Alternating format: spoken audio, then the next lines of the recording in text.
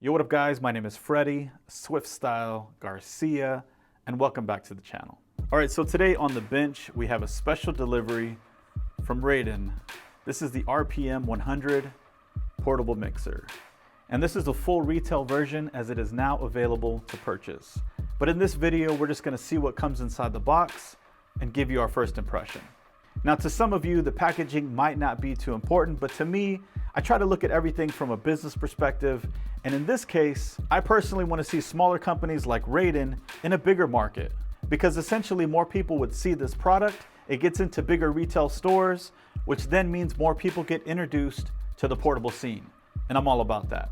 So yeah, shout out to companies like Raiden or even Rec LA, which we featured in our last videos, for giving their smaller company that professional look and feel.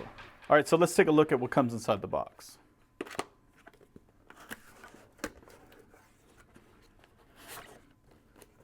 All right, so right away you can see we've got a micro USB cable. Looks like we've got a set of feet for the bottom of the mixer. Here is a 2-prong USB charger. And here's the Raiden RPM-100 mixer. Now we've got a quick reference guide inside the box as well. I'll put that to the side. Let's put the box to the side as well. Here's the actual mixer. And it looks like it also includes an extra set of feet. This one seems to be smaller than the others. Obviously, this one will give you more height, just in case you need it pairing next to a turntable or something a little bit higher. All right, so here is a look at the Raiden RPM-100. And I can tell you right now, this thing has a very solid feel to it. It does not feel lightweight or cheap in any way. So what we know about this guy so far, it's a 2-channel VCA phono and line mixer, and it is a legit mixer. All right, so taking a look at the back of the mixer, here is our 2 phono or line inputs. Now, obviously, you're gonna switch those right here, whether it's phono or a line input. We've got our master RCA and record out. We also have a ground port if you wanna hook it up to a standard turntable.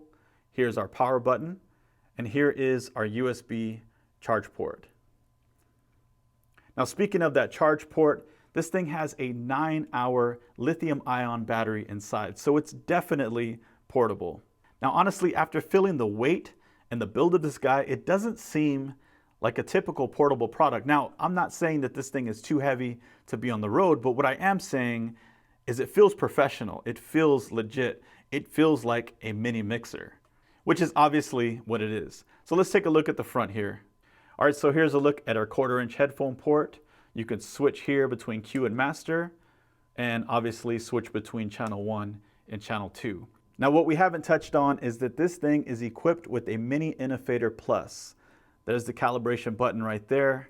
But yeah, this is probably the hottest portable fader on the market right now.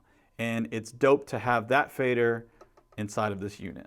Now, speaking of that fader, we've got our reverse button right here. We've also got a crossfader curve knob right there.